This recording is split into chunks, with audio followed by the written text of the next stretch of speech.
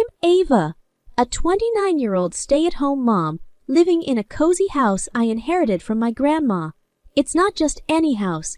It's a piece of my childhood filled with memories of baking cookies with grandma and playing hide and seek in its spacious rooms. Now, it's home to my own little family, my husband, Mark, a hardworking manager, and our 2-year-old sunshine, Lily. Life sounds picture perfect, right? Well, it's not. The problem starts right next door, where Mark's parents, Helen and Frank, live. Our relationship, let's just say it's like mixing oil and water. "Mommy, more juice!" Lily's voice cuts through my thoughts. I pour her some juice, glancing at the clock. Almost 5 p.m. Time for the daily invasion. As if on cue, the door swings open. "Ava, we're here!" "What's for dinner?" Helen announces, with Frank shuffling in behind her. "Hi, Helen. Frank? I've made a casserole, but it's just enough for Mark, Lily, and me," I reply, trying to keep my voice steady. Frank frowns. "What do you mean, just enough? You know we come over for dinner?" Helen chimes in, her tone sharp. "You're at home all day, Ava. Is it too much to ask for a decent meal?" I take a deep breath, feeling the frustration bubble up. I have my hands full with Lily, and cooking for 4 is a bit much every day. Mark walks in, tired from work. "What's going on here?" "Your wife doesn't want to cook for us," Frank says, his voice raising. Mark looks at me, then at his parents, and sighs. "Can't you just make a bit more, Ava?" My frustration peaks. It's not about the amount, Mark. It's about respect and boundaries. Helen scoffs. "Boundaries. We're family." Lily, sensing the tension, tugs at my dress. "Mommy, I'm hungry." I kneel to her level. "Let's get you seated, sweetie." Dinner is a tense affair. Mark's parents eat the sandwiches they brought, throwing disapproving glances my way. The TV blares in the background. Lily's fidgeting in her chair, and I'm trying not to crumble under the weight of this daily chaos. After they leave, Mark sits on the sofa, absorbed in his phone. "We need to talk about this," I say, standing in front of him. He doesn't look up. "Not now, Ava. I'm tired." And just like that, I'm left alone in the kitchen, cleaning up the mess, both literally and metaphorically. This is my life, a constant battle of wills, with me on one side and the world on the other. Life has a funny way of testing you, and mine's turning into a daily pop quiz with no right answers. I'm Ava, still juggling motherhood, a marriage that's running on autopilot, and in-laws who've mistaken my home for a free-for-all diner. It's another morning in our house, and I've made a decision. Today, I'm cooking only for 3, me, Mark, and our little Lily. Let's see how this goes. Lily's in her high chair, happily smearing oatmeal on her face when Helen and Frank barge in, just like clockwork. "Morning, Ava. What's for breakfast?" Helen asks, a bit too cheerily. I take a deep breath. "Morning. I've only made enough for Lily and me today." Frank's face turns red. "What do you mean? Are we supposed to starve?" "No, you're supposed to take care of your meals," I reply, trying to keep my voice calm. Helen's eyes narrow. "This is ridiculous, Ava. We are family. You can't just—" I cut her off. "I can, and I did. I have enough on my plate with Lily and the house." Mark comes in, rubbing his eyes. "Why's everyone shouting so early?" "Your wife refuses to cook for us," Frank's voice booms. Mark looks at me, then at his parents, and says, "Ava, why are you making things difficult?" "Difficult?" I almost laugh. "Mark, I'm not a 24/7 restaurant. I need help, not more mouths to feed." Mark doesn't say anything, just grabs a piece of toast and leaves for work. The day drags on. I can feel the tension thickening in the air. Dinner time rolls around, and I've stuck to my guns. Dinner for 3. Helen and Frank show up, each holding a sandwich. They sit down, unwrapping their food with exaggerated slowness. The TV's volume goes up, until it's like we're at a rock concert. Lily's rubbing her eyes, clearly struggling to stay awake amidst the noise. "Could you turn that down?" Lily's trying to sleep, I ask, my patience wearing thin. Frank grunts. "We can't hear it if it's any lower." Helen adds, "You shouldn't be so uptight, Ava. It's just TV." "It's not just TV. It's my home turning into a battleground, and I'm losing." Lily starts to cry, and I scoop her up, escaping to the quiet of her room. Later, Mark comes home to find his parents still there. The living room, a mess. Lily asleep in my arms. "What happened here?" he asks, looking around. "I'm too tired for another round of arguments. Just the usual," I say, my voice flat. He doesn't push it, and neither do I, but inside, I feel something shift. I'm at my breaking point, and something's got to give. Every day feels like walking on eggshells in my own house. I'm Ava, still trying to find a balance between being a mom, a wife, and now, apparently, an unwelcome host to my in-laws. But today, it's not the in-laws that shake my world, it's Mark. It's late evening. Lily's finally asleep after what felt like hours of soothing. I'm clearing up the toys when Mark walks in, looking like he's carrying the weight of the world on his shoulders. "Ava, we need to talk," he says, avoiding eye contact. I sit down, bracing myself. "What is it, Mark?" He takes a deep breath. "I made a mistake with our finances. I invested in something and it didn't pan out." I feel a chill run down my spine. "What do you mean? How bad is it?" "It's bad, really bad. I've lost a lot, like $100,000. My heart stops. 100,000? How could you do that without telling me?" Mark runs his hands through his hair, looking anywhere but at me. "I thought I could make it big, you know. Fix everything." "Fix what? We were fine. I can barely keep the tremor out of my voice." He finally looks at me, his eyes pleading. I know, but now we need a plan." "A plan?" I echo, feeling numb. "Yeah, I was thinking, maybe we could move my parents into our house, rent out their place to cover the debts." My mind races. His parents in our house? Full time. The very thought makes me feel like I'm suffocating. "Mark, are you serious? After everything with your parents, you want them here in our house all the time?" He sighs. "I know it's not ideal, but we don't have many options, Ava." I stand up, anger and disbelief swirling inside me. "Not ideal. It's a nightmare, Mark. And you just decided all of this without even talking to me?" He stands too, his voice rising. "What was I supposed to do, Ava? I'm trying to fix this." "By making my life a living hell," I shoot back. There's a silence, heavy and suffocating. "Finally, I speak," my voice barely a whisper. "Fine. Move them in.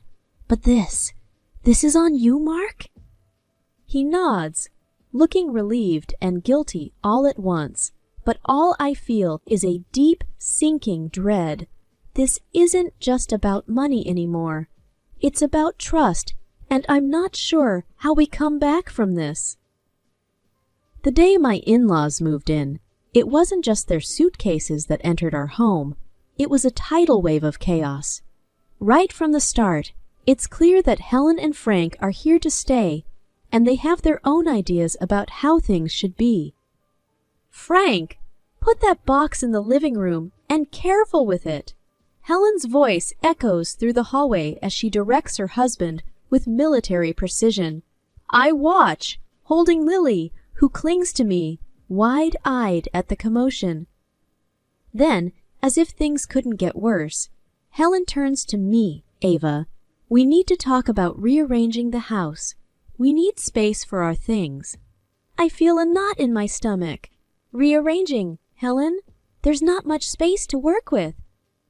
She waves her hand dismissively. Nonsense. Let's start with Lily's playroom. She can play in her bedroom, right? I'm taken aback. That's her space, Helen. She loves it there.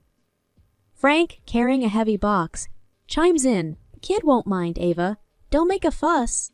Lily buries her face in my neck, and I realize this is just the beginning. The days that follow are a blur of unwelcome changes. Helen and Frank unpack their belongings, turning the living room into their personal space. They replace my tasteful decor with their old-fashioned knacks, and the TV blares day and night with their favorite shows. I try to cook dinner one evening, with Lily tugging at my apron. Frank strolls in, eyeing the pots on the stove. What's this? Another one of your experimental dishes. I bite my tongue. It's a new recipe, Frank. If it's not to your liking, feel free to make something yourself. He laughs. In my day, women knew how to cook for their families. I feel a flash of anger, but before I can respond, Mark enters, looking weary. Can't we have one peaceful meal? I turn to him, my patience wearing thin. Peaceful? Mark, your parents have turned our home upside down. He avoids my gaze, grabbing a beer and retreating to the now occupied living room. Weeks pass, and the tension only grows. Helen has opinions on everything, from how I raise Lily to how I should manage the house. Frank, meanwhile, has taken to criticizing my cooking at every meal. One afternoon, I'm folding laundry when Helen walks in. Ava, these sheets aren't folded properly. Let me show you how it's done. I set my jaw. Thanks, Helen, but I've been folding sheets my whole life. She tuts, clearly not the right way. As she refolds the sheets, I feel a sense of helplessness. My own home no longer feels like mine. Night falls and I'm lying in bed, staring at the ceiling. The muffled sounds of the TV and my in-laws' laughter seep through the walls. Lily is asleep, but rest eludes me. I think back to the days when this house was filled with love and laughter, a stark contrast to the present. It feels like I'm losing a part of myself, bit by bit, as each day passes. Mark's side of the bed is empty. He's been spending more and more time working late. I'm left alone, wondering how things got this bad, and what, if anything, I can do to take back control of my life and my home. In a house that once felt like mine, I'm Ava, now a spectator in my own life. With my in-laws' takeover and Mark's growing distance, I'm left grappling with suspicions that refuse to settle. One afternoon, while Lily naps and the house is momentarily quiet, I call my brother, Jake. He's always been the one I turn to in tough times. Hey, Jake, I say, trying to sound casual. Ava, how's it going? Haven't heard from you in a while. I take a deep breath. Not great, Jake. I'm worried about Mark. He's different. Jake's tone shifts, more serious now. Different how? He's always working late, secretive with his phone, and there's this tension, like he's hiding something. Jake pauses, then says, You think he's seeing someone else? The words sting, even though I've thought them 1,000 times. I don't know, Jake. I just feel like I'm losing him. There's a resolve in Jake's voice when he speaks. Let me do something. I have a friend, a private detective. He can discreetly check on Mark, see what's up. I'm hesitant, A detective? Isn't that a bit much? Ava, if something's wrong, you need to know. For you and Lily. I sigh, a mix of relief and fear. Okay, do it. But, Jake, keep it quiet. I don't want to stir up more trouble if it's nothing. You got it. I'll take care of it, he assures me. Days pass, and each of Mark's late nights and hushed phone calls add to my growing unease. Then, one evening, Jake calls. Ava, I have some news. Can you meet me tomorrow? Just you? My heart sinks. Yes, I can make it. The next day, I sit across from Jake in a quiet cafe, the air thick with anticipation. So, what did you find out? I ask, my voice barely above a whisper. Jake hesitates, then hands me an envelope. Ava, it's not good. I open it to find photos and reports. There's Mark with a woman I don't recognize and a child. My world spins. He has a child? Jake nods solemnly. I'm sorry, Ava. The detective confirmed it. Mark's been living a double life. Tears blur my vision. How could he do this? To me? To Lily? Jake reaches across the table, his hand on mine. You're stronger than you know, Ava. We'll figure this out together. I nod, wiping away tears. I need to confront him, Jake. He has to explain this. Be careful, Ava. You don't know how he'll react. I have to know, Jake. I have to know why. Armed with the truth, but shattered inside, I head home. A confrontation is inevitable, and I need to brace myself for the storm that's about to hit. It's the evening of the dinner, and I'm Ava, preparing a meal that I know even my critical mother-in-law can't find fault with. The house is buzzing with a tense energy as I await the arrival of my brother, Jake. Tonight is about more than a family dinner. It's about unveiling a painful truth. As I set the table, I can feel the weight of the envelope in my pocket, heavy with the evidence of Mark's betrayal. My hands shake slightly, but I steady myself. This needs to be done. The dinner starts off like any other. Mark's parents, Helen and Frank, along with Mark, sit around the table, complimenting the food for a change. I catch Mark's eye, and he gives me a small, oblivious smile. It's almost time. Jake arrives, apologizing for being late. As he sits down, he casually turns to Mark. So, Mark, Ava told me about your investment ventures. Sounds interesting. Mark, caught off guard, coughs. Oh yeah, it's nothing big. I watch as Jake probes further. What kind of investments? Stocks? Real estate? Mark stumbles over his words. A bit of everything, really. I can see the confusion on Jake's face, feigned for the others, but all too real for me. Can you tell me more? I've been looking to invest myself? Mark fumbles, clearly out of his depth. It's complex stuff, hard to explain over dinner. That's my cue. I pull out the envelope and place it on the table, pushing it towards Mark. Maybe this will help explain, I say, my voice steady. Everyone's attention shifts to the envelope. Mark opens it, his face draining of color as he sees the photos, him with another woman and a child. Helen gasps, Mark, what is this? Frank looks on, stunned into silence. Mark tries to speak, but nothing coherent comes out. He looks at me, betrayal in his eyes. Ava, why? Why? You have a second family, Mark. How could you do this to us? So you moved your parents to my house, and with the money you received from renting their apartment, you kept your mistress? I'm almost yelling now, the pain and anger I've been holding back spilling over. The room is silent, the air thick with shock.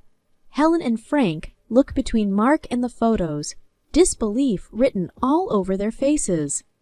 You lied to us, to your own family, Helen whispers, her voice filled with hurt. Frank just shakes his head, unable to find words. Mark stands up, his chair scraping loudly against the floor. I need to explain, he says, but it's clear no explanation can undo this. He walks out of the room, and I'm left there with his parents in a deafening silence. The air in the house is thick with tension the morning after the revelation. I'm Ava, still reeling from the shock, but ready to face the consequences. Helen and Frank, Mark's parents, confront me in the kitchen, their faces twisted with anger. Helen's voice is sharp as a knife. This is your doing. You drove our son to this. I stare at her, disbelief and anger mixing in my gut. Me? Your son lied to all of us, Helen? Frank chimes in, his voice just as accusing. He was always a good boy until he married you. You must have pushed him away. My hands tremble with fury. I pushed him away. I cared for our family while he... Helen cuts me off. Oh, save it. You probably had men on the side too. That's why he did what he did. I've had enough. How dare you? I yell. I've been nothing but loyal and supportive, and you blame me for your son's betrayal? Frank steps closer, his face red. Our son would never have done this if it weren't for you. I take a step back, my heart pounding. You know what? I don't need to listen to this. This is my house, and I want you out. Now... Helen scoffs. You can't kick us out. This is our son's house, too. I stand my ground, firm and unwavering. No, Helen. This house was my grandmother's, and now it's mine. You have no right to be here after what you've said. Frank looks like he wants to argue, but Helen grabs his arm. Let's go, Frank. We don't need to stay where we're not wanted. As they pack their things, I feel a mix of relief and sadness. Once they're gone, I lock the door behind them, the click of the lock echoing in the empty house. Alone in the silence, I let out a breath I didn't know I was holding. I look around the house, my house, and for the first time in a long while, I see a future where Lily and I can be free from lies and betrayal. I pick up the phone to call a locksmith. It's time to change the locks, to change our lives. The house feels different today, like a new chapter has just begun. I'm Ava, standing in my once troubled living room, now a space of peace and possibility. The legal battle is over, and the court's decision still echoes in my mind. I recall my lawyer's words from yesterday. The court has granted you substantial alimony and compensation for Mark's deceit and infidelity. He'll be paying for quite some time. I had felt a mix of relief and vindication hearing that. It wasn't about the money. It was about accountability. Lily, oblivious to the complexities of the adult world, plays on the floor. Her laughter is a balm to my soul. I watch her, thinking about our future. The phone rings, snapping me back to the present. It's Jake, checking in. Hey, Ava, how are you holding up? I smile. Better, Jake. Much better. The court's decision helped close a painful chapter. Jake's voice is warm. I'm glad, Ava. You deserve peace after all this. I glance at Lily. We both do. As I talk to Jake, I can't help but think about Mark. The last I heard, he was struggling to make ends meet, now living with his parents again. It's ironic, I say to Jake. He's back where he started, but this time by his own doing. Jake sighs. He brought it on himself, Ava. You did what you had to do. I nod, feeling a sense of closure. Mark's choices led him here, and I no longer feel any obligation to worry about him. After the call, I sit with Lily, watching her play. The court's decision has given us a financial cushion, but more importantly, it's given us freedom. Mommy, look! Lily holds up a drawing of our house. Our home, she says proudly. I hug her. Yes, sweetie, our happy home. I realize then that this is just the beginning for us. A beginning filled with hope, strength, and the love we have for each other. The road ahead is ours to shape, and I feel ready to embrace whatever comes our way, with Lily by my side.